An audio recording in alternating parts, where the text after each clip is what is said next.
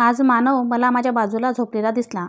गेले 2-3 दिवस हेच पाहून माझ्या मनाला शांती मिळाली आहे. कारणही तसे झाले होते. 2 आठवड्यापूर्वी जे घडले तेव्हापासून मी, माझे सासू-सासरे यांनी धसकाच घेतला होता. तर झाले असे होते की मानव म्हणजे माझा नवरा काही कामानिमित्त आमच्याच गावी गेला होता. त्याने गावीसुद्धा कंपनीची एक ब्रांच सुरू केली होती. सगळे सुरळीत चालू असताना अचानक एक दिवस सकाळी मला फोन आला. समोरची व्यक्ती मानवला विचारत होती. तसे मी त्याला हॉलमध्ये जाऊन फोन दिला. तब्बल 15 मिनिटे बोलून झाल्यावर तो मला फक्त एवढेच म्हणाला, मला आत्ताच गावी निघायला हवं. मी फक्त होकार दिला आणि त्याचे कपडे भरून सुटकेस तयार ठेवली. नेमके किती दिवस राहणार हे काही माहिती नसल्याने मी जरा जास्तच कपडे भरले होते. मानव तयारी करेपर्यंत मी नाश्ता करून घेतला व आई म्हणजे माझ्या सासूबाईंच्या कानावर सगळे घातले. पहिल्यांदा तर आई थोड्या रागावल्या होत्याच, पण मी त्यांना थोडे समजावून सांगितले आणि त्या शांत झाल्या. मानव बाहेर आला आईबाबांचा निरोप आणि आशीर्वाद घेण्यासाठी. आईचा चेहरा त्याने ओळखला, पण तिला सॉरी बोलून बाहेर आला. मी कारमध्ये त्याची सुटकेस व फाईल ठेवून घेतल्या. आम्ही दोघे निघत असताना बाबांनी आमच्यासोबत येण्याची इच्छा दर्शवली. आता काय मग राग घालवण्यासाठी मी आईला पण तयार करून घेतले. आम्ही सर्वजण निघालो मानवला स्टेशनला सोडायला. मानव कारने जाणार होता, पण मला थोडी भीती वाटत होती म्हणून मी त्याला ट्रेनने जायला सुचवले. तसा तो काही न बोलता तयार झाला. ट्रेनला जास्त गर्दीसुद्धा नसल्याने मस्त रिझर्वेशन करून त्याला स्लीपर कोच मिळाली होती. आम्ही तिघेही त्याला ट्रेनमध्ये बसून घरी परतलो. आईचा राग बऱ्यापैकी शांत झाला होता. दुपारचे जेवण करून झाल्यावर बाबांच्या आवडीचे थंड आईस्क्रीम आम्ही खाल्ले. रात्री मानवने गावी व्यवस्थित पोचल्याचे कळवायला फोन केला. आईबाबा आधीच झोपले असणार हे माहिती असल्याने त्याने मलाच फोन केला होता. मी सुद्धा त्याला स्वतःची काळजी घे आणि जास्त कामाला व्यस्त नको राहू असे बोलून फोन ठेवला. 5 दिवसानंतर तो घरी परतला. खूप थकलेला दिसत होता तो. नेमका तो मध्यरात्री घरी आला होता, ते सुद्धा आधी काहीच न कळविता. घरात आल्यानंतर फ्रेश होऊन तो गाढ झोपी गेला. मी सकाळी नेहमीप्रमाणे उठून माझ्या ऑफिसमध्ये गेले. सायंकाळी घरी आले असता मानव व आईबाबा गप्पा मारत बसले होते. रात्री थोडा लवकरच झोपी गेला तो आज. मी कामात व्यस्त असल्याने एवढे काही लक्ष दिले नाही. रात्री सहजच कूस बदलत असताना मी बाजूला पाहिले तर मानव नव्हता. कदाचित वॉशरूममध्ये असेल असा विचार करून मी झोपी गेले. दुसऱ्या दिवशी सकाळी पुन्हा मानव उशिरापर्यंत झोपला होता. त्याच्या ऑफिसचे काम पाहून मी माझ्या ऑफिसला गेले. सलग 2-3 दिवस असेच घडत होते. मी जास्त काही विचार केला नाही, पण आईला काहीतरी वेगळं जाणवले. एकदा अशीच रात्री झोपले असताना आई माझ्या खोलीत धापा टाकत आली. मला काही सुचेना. मी बाजूला पाहिले तर मानव तिथे नव्हता. मी त्याला हाक मारणार होते, तोच आईने मला गप्प राहण्यास सांगितले आणि माझा हात धरून मला स्टोअररूमजवळ घेऊन गेल्या. रात्रीचे 3:30 वाजले असतील, कारण खिडकीतून मस्त चंद्राचा प्रकाश येत होता. आम्ही दोघी रूमच्या बाहेर थांबलो तर आईने मला इशाऱ्याने आत पाहायला सांगितले. मी आत पाहिले तर मानव खिडकीच्या दिशेने पाहत काहीतरी बडबडत होता आणि बाजूला असणाऱ्या एका लाकडाजवळ जाऊन सारखा हात आपटत होता. त्याच्या हातावर खूप जखम झाली होती. आईच्या डोळ्यात अश्रू आले. हे लक्षात येताच मी त्यांना घेऊन माझ्या खोलीत गेले. कसेबसे त्यांना शांत करून त्यांना त्यांच्या खोलीत झोपवले. तोपर्यंत मानव खोलीत आला नव्हता. मी जशी पलंगावर झोपले तसा तो आला आणि झोपी गेला. माझ्या मनात विचार आला की आत्ताच याला सगळं विचारावे, पण नंतर आईबाबांचा विचार करून मी शेवटी झोपी गेले. सकाळी मी उठले आणि स्वयंपाकघरात जात असताना आईबाबांना पाहिले. ते दोघेही टेन्शनमध्ये दिसत होते. मी त्यांना नाश्ता देत असतानाच आईने माझा हात पकडून मला त्यांच्याजवळ बसवले. थोड्या गंभीर आवाजात त्या बोलू लागल्या, हे बघ मानसी, मी इतके दिवस बघते, पण काल जे पाहिले त्यावरून तुला आज सांगते. मानव घरी आल्यापासून एकदाही माझ्यासोबत किंवा स्वतःहून कधी देवघरात गेला नाही. मला वाटत आहे की मानवसोबत तिथे काहीतरी झाले असावे. यानंतर आई काही बोलणार तोपर्यंत बाबांनी तिचा हात पकडला. मानव खोलीतून बाहेर आला होता. मी त्याला नाश्त्याची बशी दिली व आईला माझ्या खोलीत नेऊन गेले. बाबा तिथे मानवसोबत गप्पा मारत बसले, जेणेकरून आम्हा दोघींना मोकळेपणाने बोलता येईल. आम्ही दोघी खोलीत आलो आणि मी खोलीचा दरवाजा बंद केला. कपाटातून काही साड्या बाहेर काढून ठेवल्या. जर मानव कधी आलाच तर त्याला कपड्यांचे निमित्त सांगून परत पाठवता येईल. मी आईला पलंगावर बसवले आणि पाणी दिले. मी आईला बोलली, आपल्या बाजूच्या सोसायटीमध्ये गुरुजी राहतात. आपण त्यांच्यासोबत सविस्तर बोलू या सर्व गोष्टी. तोपर्यंत फक्त आपल्याला काही त्रास होऊ नये याची खबरदारी घेतली पाहिजे. अगं मानसी, काय करते तू आत? दार का बंद आहे? मानव बाहेरून आवाज देत होता. मी आईला आज सायंकाळी जाऊ असे बोलत दार उघडले. मानसी, अगं बघ ना, माझा हात बघ कसा झाला. मला कळत नाही कसं झालं हे. एका लहान मुलासारखा तो बोलत होता. अरे थांब, मी औषध लावून देते असे बोलून आईला मी बाहेर जायला सांगितले. दुपारी मी व आईंनी मिळून मानवला आवडते तशी बिर्याणी बनवली. सायंकाळी जाण्याची तयारी करून झाली होती. मानवला काही समजू नये म्हणून आणि त्याच्या हाताच्या जखमेचे निमित्त साधून मी चहाऐवजी आज त्याला दूध दिले. त्यात थोडी जायफळ पूड घातली, झोप लागावी म्हणून. गुरुजीच्या घरी किती वेळ लागेल याचा नेम नसल्याने मी ही तरतूद केली होती. हेतू एवढाच होता की आम्हा दोघींच्या अनुपस्थितीत बाबांना मानवने काही त्रास देऊ नये. आम्ही सगळ्यांनी चहा व मानवने दूध घेतले. जशी मानवला झोप येऊ लागली, मी व बाबांनी त्याला खोलीत नेऊन झोपवले आणि बाहेरून दार लावून घेतले. मी व आई देवाला नमस्कार करून गुरुजींकडे जायला निघालो. कल्पतरू सोसायटी. मी नाव वाचले आणि गेटजवळ थांबले. वॉचमनला मी गुरुजींचे नाव सांगितले आणि रजिस्टरवर एंट्री करून आम्ही त्यांच्या घरी पोहोचलो. घराबाहेर नावाची पाटी वाचून मी घराची बेल वाजवली. एका वयस्कर बाईंनी दार उघडले आणि आम्हाला काही न विचारताच आत येण्यास सांगितले. मी व आई आश्चर्याने एकमेकींना पाहत राहिलो. पुन्हा त्या बाईंनी आम्हाला आत येण्यासाठी सांगितले असता आम्ही आत प्रवेश केला. आम्हाला सोफ्यावर बसायला सांगून ती बाई घरात गेली. आता गुरुजी बाहेर आले. त्यांच्या हातात पूजेचे ताट होते. आम्ही नमस्कार करून तिथे बसलो. गुरुजी ताट घेऊन आत गेले आणि काही वेळातच बाहेर आले. गुरुजींनी त्या बाईला बोलावून त्यांची पत्नी अशी ओळख करून दिली. त्या बाईंनी आमच्यासाठी सरबत आणून ठेवले. मी गुरुजींना माझी व आईची ओळख करून दिली. मी मानवचा विषय काढत असतानाच त्यांनी मला थांबवले आणि मानवबद्दल, त्याच्या हाताबद्दल जे झाले ते अगदी जसेच्या तसे सांगितले. आई तर काहीच बोलत नव्हत्या. मी बोलले, गुरुजी, तुम्हाला कसं माहिती की आम्ही इथे येणार आहोत? आणि मानवबद्दल एवढं सगळे कसे काय समजले? ते शांतपणे बोलले की जे संकट येणार आहे त्याची पूर्वसूचना मिळण्याचं वरदान माझ्या पूर्वजांना प्राप्त झालं आहे. त्यामुळे हे सगळे मला माहीत आहे. आता तू मला सांग, मानव जेव्हा घरी परतला तेव्हा किती वाजले होते? मला नक्की आठवत नाही, पण 3 वाजले असतील, मी उत्तरले. तुम्ही रात्री जेव्हा मानवला हात आपटताना पाहिले ती वेळ कोणती होती?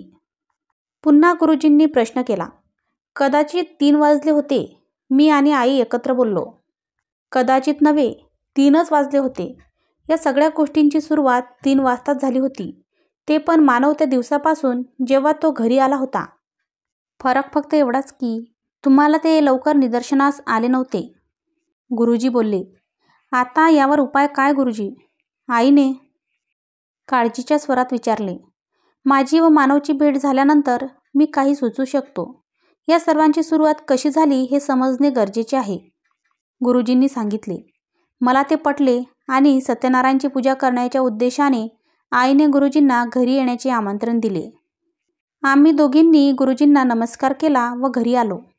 7 वाजायला आले होते. घरी आल्यावर मानव अजून झोपेत आहे असे बाबा बोलले. मी रात्रीचे जेवण करायला गेले आणि तोपर्यंत आईंनी बाबांना गुरुजी व आमच्यातील संवाद सांगितला. काही वेळाने मानव डोळे चोळत बाहेर आला. त्याच्या हाताची जखम अजूनही तशीच होती. आईचे बोलणे ऐकून बाबांचा चेहरा खुलला होता. रात्री आम्ही नेहमीप्रमाणे जेवून झोपी गेलो. गुरुजी सोमवारी पूजा व लागणारी साहित्य सामग्रीची यादी देण्याच्या उद्देशाने घरी येणार होते. याचाच अर्थ 2 दिवस आम्हाला मानवला सांभाळून घ्यावे लागणार होते. रात्री 3च्या सुमारास मला काहीतरी आवाज ऐकू आला. मी पलंगावर झोपून होते, त्यामुळे तसेच मागे वळले तर मानव दरवाजा उघडून बाहेर पडत होता. मी त्याच्या नकळतपणे हळूच जाऊन पाहिले तर तो पुन्हा स्टोअररूममध्ये जाऊन तसेच हात आपटून घेत काहीतरी बोलत होता. मी फक्त हतबलतेने सगळे पाहत होते. अगदी दोन्ही रात्री हा प्रकार असाच घडत होता. एकदाचा काय तो सोमवार आला. मी मानवला गुरुजींच्या येण्याबद्दल सांगितले होते. सकाळचा नाश्ता आवरून झाला असता दाराची बेल वाजली. आईने दार उघडले तर गुरुजी आणि त्यांच्या सौ आल्या होत्या. घरात पाऊल ठेवताच त्यांना काहीतरी जाणवलं, पण काही न सांगता ते आत आले. मी त्या दोघांना पाणी आणून दिले व बाबा मानवची ओळख करून दिली. दिवसभर मानव नॉर्मल वागायचा. जे काही व्हायचे ते रात्री 3 वाजता. गुरुजींनी मानवची विचारपूस केली. गावातील गोष्टी, वातावरण व कामातील प्रगती या गोष्टी विचारून घेतल्या. मी, आई, बाबा हे सगळे एका ठिकाणी उभे राहून पाहत होतो.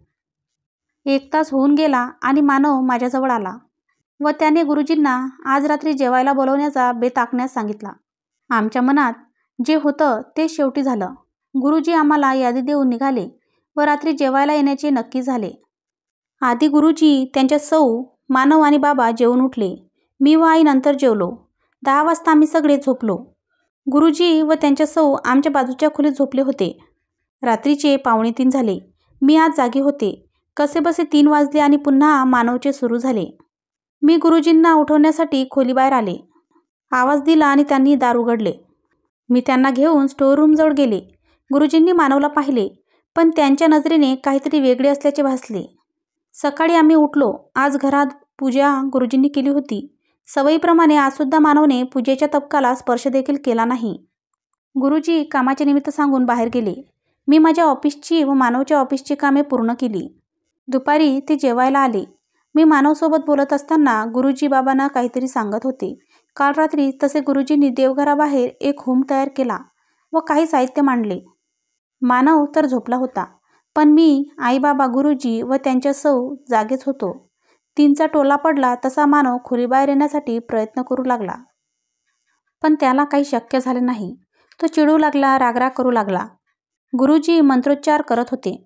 मानवचा आवाज पूर्णपणे बदलून गेला होता. एका स्त्रीच्या आवाजात तो बोलत होता. तो आवाज ऐकून आई घाबरून गेली व रडू लागली. बाबांनी व गुरुजींच्या अर्धांगिनीने आईला सावरले. मानवच्या शरीरातील ती स्त्री आता जोरजोरात दरवाजावर आवाज करत होती. लाथ मारून ती दरवाजा उघडण्याचा प्रयत्न करत होती. गुरुजींनी तिला मानवच्या शरीरात येण्याचे कारण विचारले असता ती हसू लागली. गुरुजींनी पुन्हा मंत्र सुरू केले. आता ती रडू लागली आणि दयेची भीक मागून हे सगळे थांबवायला विनवू लागली. गुरुजींनी रक्षासूत्र घेऊन ते मला दिले आणि मला ते मानवच्या हातात बांधायला सांगितले. हे थोडे कठीण होते, पण मला त्यांच्यावर विश्वास होता. त्यांनी हातात गंगाजल असणारी वाटी घेतली आणि दार उघडले. जसे दार उघडले तसे त्यांनी ते जल मानवच्या अंगावर शिंपडून मला इशारा केला. मी ते सूत्र बरोबर उजव्या हातात बांधले आणि मानवला बाहेर आणून बसवले. आता जे काही होणार ते आई बाबा पाहू शकणार नाहीत, म्हणून गुरुजींनी त्यांना खोलीत जाण्याची विनंती केली. मी माझ्या मनाची पूर्ण तयारी केली होती. काही झालं तरी मानवला ठीक करायचे होते असा निश्चयच मी केला होता. मानवला शुद्ध आली तेव्हा तो बसला होता. त्याच्या हातातील रक्षासूत्राने त्या स्त्रीला त्याच्या शरीरातून काढले होते, पण ती तिथेच कुठेतरी होती. गुरुजींनी मानवला गावी असताना कुठे बाहेर गेला किंवा काही विचित्र असे पाहिले का असे विचारले. मानवने नकारार्थी मान डोलवली. मी व गुरुजी विचारात पडलो. तेव्हा मानव बोलला, गावी असताना एकदा त्याला खूप उशीर झाला होता. तिकडच्या कंपनीतून तो 12च्या सुमारास निघाला होता. तेव्हा त्याला एक बाई दिसली. ती बाई झाडाच्या एका बाजूला उभी राहून रडत होती. त्याला राहवली नाही. मी तो थोडा जवळ गेला व तिची विचारपूस करू लागला. कोण तुम्हाला इथे या वेळी काय करता? ती फक्त एवढेच बोलली. मला तो घेऊन गेला नाही. येणार होता पण आला नाही. आता कोणासोबत आणि कशी माझ्या घरी जाऊ? कोण घेऊन जाणार मला? मला तिची दया आली. मी तिला फक्त एवढेच बोललो, माझ्यासोबत या. मी बोललो आणि मला गाडीचा आवाज आला. माझ्या शाळेतला मित्र मी फोन उचलला नाही म्हणून मला घ्यायला आला. मी त्याला त्या बाईबद्दल सांगणार तोच ती गायब झाली. त्यानंतर माझे त्या बाईबद्दल काही बोलणं झालं नाही आणि माझे काम संपवून मी इथे मुंबईत आलो. मानव, तुझ्या त्या शब्दावर ती बाई इथपर्यंत आली आहे. तुझ्या नकळत ती तुला त्रास देत आहे, गुरुजी बोलले. मानवसाठी हे सगळे नवीन होते. तो आल्यानंतर जे झाले ते कोणीच त्याला सांगितले नव्हते. गुरुजींनी ध्यास लावून त्या स्त्रीला पाहण्याचा, तिच्याबद्दल काही माहिती मिळते का ते शोधण्याचा प्रयत्न केला. अशीच 15 मिनिटे गेली असतील आणि गुरुजी बोलले. ते म्हणाले, ती एका अतृप्त बाईची आत्मा आहे. ती एका मुलावर जीवापाड प्रेम करत होती, परंतु तिला भेटायला येत असताना अचानक काळ त्याला घेऊन गेला. अपघातात मरण पावला तो. ही बातमी समजताच ही कन्यासुद्धा हे जग सोडून निघून गेली. त्या मुलाच्या आत्म्याला शांती मिळाली, पण या मुलीची त्याला भेटण्याची इच्छा अपूर्ण राहिली आणि ती अशी भटकू लागली. तू त्या रात्री तिला येण्यास सांगितले आणि हे सगळे दुष्टचक्र सुरू झाले. यावर उपाय काय? मी गुरुजींना विचारले. गुरुजींनी एक छोटा कलश घेतला. काही मंत्रपठण करून तिला बोलावले. तिचा भूतकाळ आम्हाला समजला होता. ती आता एका निरागस मुलीसारखी दिसत होती. गुरुजींनी तिला त्या मुलाच्या मृत्यूची बातमी सांगितली आणि तो तिची वाट पाहत आहे असे पटवून दिले. बऱ्याच प्रयत्नानंतर तिने होकार दिला व गुरुजींनी तिच्या आत्म्याला त्या कलशात बंद केले. ती पुन्हा बाहेर येऊ नये म्हणून तो कलश पूर्णपणे बांधला. या सगळ्यात पहाट झाली होती. मानव आता ठीक झाला होता. गुरुजींनी तो कलश एका कोपऱ्यात ठेवला होता आणि आम्ही सगळे झोपायला गेलो. रात्रभर जागरणामुळे मी आज नेहमीपेक्षा थोडी उशिरा म्हणजेच 9 वाजता उठले. आईंनी सगळा नाश्ता बनवून ठेवला होता. गुरुजी व त्यांच्या सौ नाश्ता करून सकाळीच त्या कलशाला घेऊन गेले होते. मी बाहेर येताच आईंनी मला मिठी मारली. आमचे नाते जरी सासू सुनेचे असले तरी त्या मला मुलीसारखी जपत होत्या. आई मला बोलली की गुरुजींनी रात्री जे झाले ते सर्व त्यांना व बाबांना सांगितले. तो कलश कोणालाही सापडू नये म्हणून ते त्याला सुरक्षित ठिकाणी जाऊन ठेवणार आहेत. आम्ही बोलत असताना मानव बाहेर आला. त्याने आईबाबांना नमस्कार केला आणि देवघरात जाऊन देवाला नमस्कार करून आला. आमच्या घरातील घडी नीट बसली होती. सायंकाळी गुरुजी घरी आले आणि दुसऱ्या दिवशी आमच्या घरी सत्यनारायणाची पूजा करण्यात आली. आता मानव त्याचे आणि माझे ऑफिस सांभाळत होते. ऑल्स वेल दॅट एंड्स वेल. कथा आवडली असेल तर कमेंट करून नक्की सांगा आणि चॅनलला लाईक करा, शेअर करा आणि सबस्क्राईब करा. धन्यवाद.